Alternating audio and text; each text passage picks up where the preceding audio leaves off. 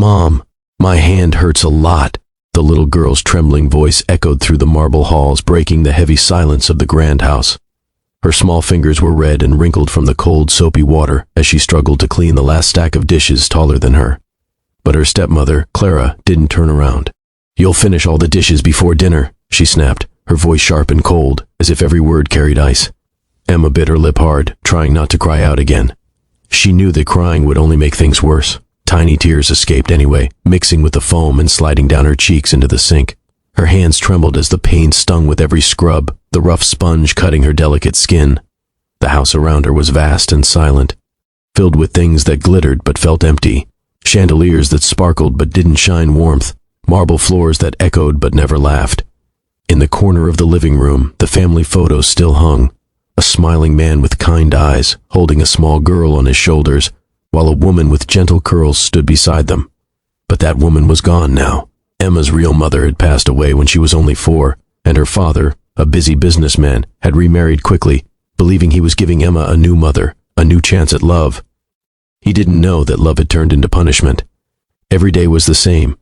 While her father was away in other cities, closing deals and signing contracts, Emma stayed behind in this giant mansion that felt more like a prison. Clara would hand her chores no child should do, cleaning floors, washing dishes, dusting furniture she couldn't even reach without standing on a stool. And if Emma was slow or tired, she'd hear that cold voice again. "You're not a baby anymore. Be useful if you want to live in this house." At night, Emma would sit near the big window of her small room, hugging her worn-out teddy bear, the only thing left from her mother. She would whisper softly, "Daddy will come back soon. He promised he would take me to the park again." Her voice would fade into the wind, as if the stars above were the only ones listening. Sometimes she'd imagine her father walking through the front door with a big smile, picking her up in his arms like before, calling her "my little sunshine." But the house always stayed silent, the only sound being the ticking of the large clock downstairs. One evening, as rain began to pour outside, Clara's friends came over for tea. They laughed and chatted in the grand living room, while Emma stood by the kitchen door, waiting for orders. "Bring more sugar," Clara said without even looking at her. When Emma came back, her hands slipped, and the sugar bowl fell, shattering across the floor. The laughter stopped. Clara's face darkened. "You useless child," she shouted, slapping Emma across the cheek. The sting burned more than her hands ever did. Emma didn't cry. She just stood there, frozen, staring at the broken pieces, not of the bowl, but of her heart. Later that night, when everyone was gone, Emma sat on the cold floor beside her bed. Her hand was swollen, bleeding slightly from a small cut. She tried to wrap it with a piece of cloth, whispering to herself, "It's okay. Daddy will come soon. He'll fix everything." Her voice was soft, tired, but filled with fragile hope. Outside, thunder rolled across the sky, and the rain hit the window harder. The storm seemed to understand her pain. Upstairs, Clara looked at the old family photo on the wall. For a moment, something in her chest tightened. Guilt, maybe, but she shook it off quickly. "That child needs discipline," she muttered to herself, convincing her own heart that cruelty was care. Still, as she walked away, she couldn't escape the faint sound of a child sobbing through the walls. Days turned into weeks. Emma's hand healed slowly, but her spirit dimmed more each day. She began speaking less, eating less, moving like a shadow in her own home. Clara noticed, but pretended not to care. It was easier that way, to silence her conscience with excuses. Yet deep down, something about those silent eyes haunted her. There was a sadness there she couldn't explain, something pure and broken that reminded her of her own childhood, the one she had buried long ago. Then, one afternoon, while Emma was quietly folding laundry, she found an old letter on the floor near her father's study. It was half hidden under the rug.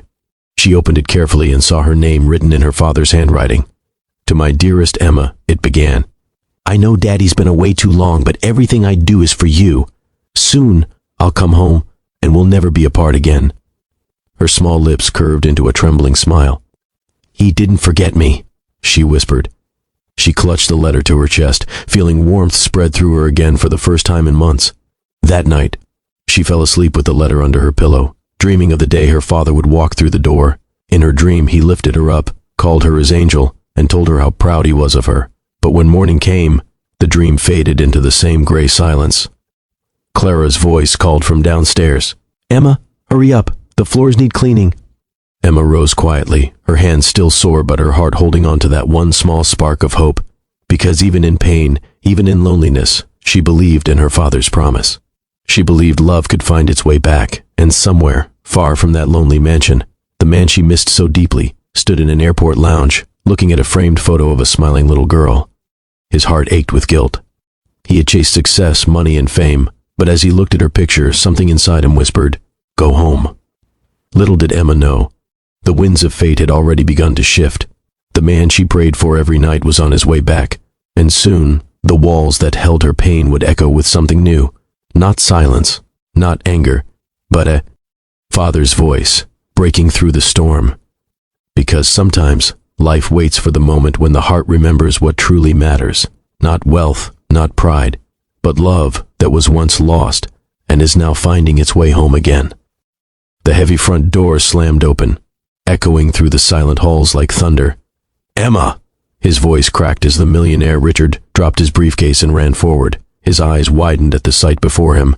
His little girl, standing by the kitchen sink with a trembling hand wrapped in a piece of cloth, her cheeks stained with dried tears.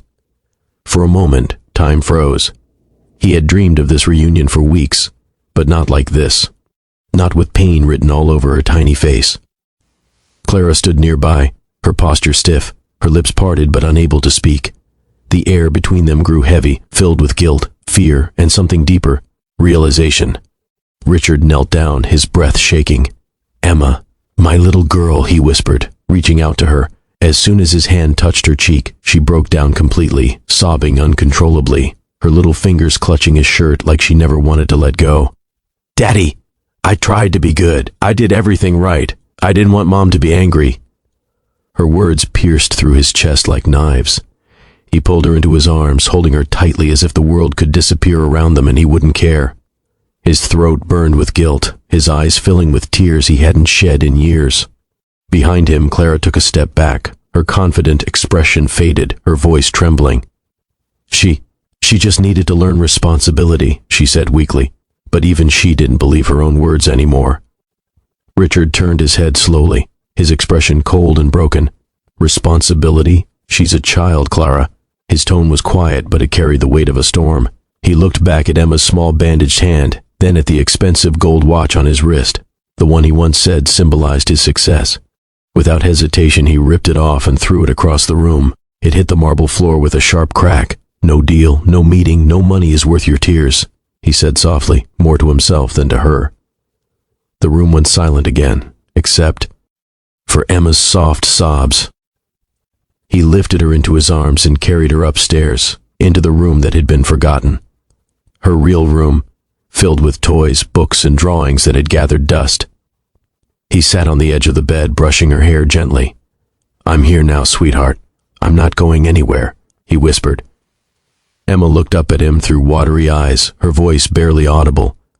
"Will you stay forever?" He smiled weakly, his heart aching. "Forever and ever, I promise." As he held her close, he thought about every night he'd spent away in luxury hotels, every deal he had chased, every moment he had told himself he was doing it all for her. But looking at her small face now, he realized he had been wrong.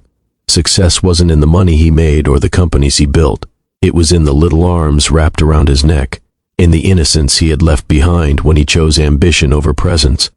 The guilt inside him was heavy, but alongside it, something else began to grow, determination to change. Downstairs, Clara sat alone in the quiet living room. Her mind replayed the scene again and again, the look in Emma's eyes, the sound of Richard's voice filled with pain. She remembered the day she married him, the promises she made to care for his daughter like her own. Somewhere along the way, resentment and loneliness had turned her bitter. She had believed she was teaching Emma strength, but now she saw she had only taught her fear. For the first time in years, Clara felt tears on her own cheeks. Hours passed and the storm outside began to calm. In Emma's room, Richard read her a story, his voice soft and warm. She rested her head on his chest, her tiny hand gripping his shirt. "Daddy, can we eat together tonight? Like before?" she asked. He smiled and nodded. "Of course we can, Princess. I'll cook for you myself." Her tired eyes brightened for the first time in a long while. In the kitchen, the smell of soup began to fill the air, The millionaire, once too busy to even pour himself coffee, now stood barefoot, stirring a pot, humming softly. Emma sat nearby at the table, wrapped in a blanket, her teddy bear beside her. Clara entered quietly, unsure if she was welcome. Richard glanced up but said nothing. Emma looked between them, her innocent voice breaking the silence. "Daddy, can Mom eat with us too?" The word Mom hit Clara like a wave. She looked down, tears gathering in her eyes. "Emma, she began, but her voice faltered. Richard looked at his daughter and then at Clara. "If that's what Emma wants," he said quietly. Clara slowly approached the table, sitting across from Emma. For the first time, the air wasn't filled with anger or command. It was filled with silence that carried healing. They ate together, not in gold plates or crystal glasses, but with simple bowls and spoons. Richard helped Emma eat, feeding her small bites gently. She giggled once when he accidentally spilled a little soup, and that sound, that laugh, filled the entire house with something it hadn't felt in a long time: life. Clara watched them, her heart heavy yet strangely light. When Emma smiled at her and said, "Thank you for dinner, Mom," Clara couldn't hold her tears anymore. "I'm sorry, Emma," she whispered. "I hurt you. I forgot how to love." Emma looked up at her with the purity only a child could hold. "It's okay, Mom. Daddy says when people realize their mistake, love can start again." The simple words struck both adults deeply. Richard reached across the table, placing his hand over Clara's. "Then let's start again," he said softly. For the first time, Clara nodded without words. That night, after Emma fell asleep between them, Richard looked around the dimly lit room. The house didn't feel cold anymore.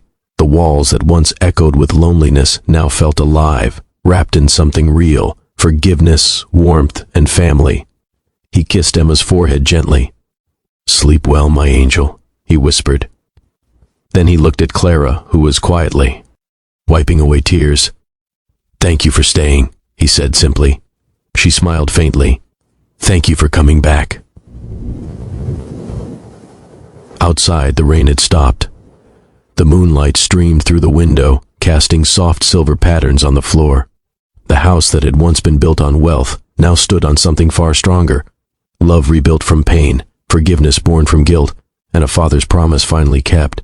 And as the clock ticked past midnight, Emma stirred in her sleep, a small smile curling on her lips. Maybe she was dreaming of tomorrow, a tomorrow filled with laughter, warmth, and the family she had always believed in. Because sometimes, even after the deepest wounds, love finds its way home, when hearts finally remember what truly matters.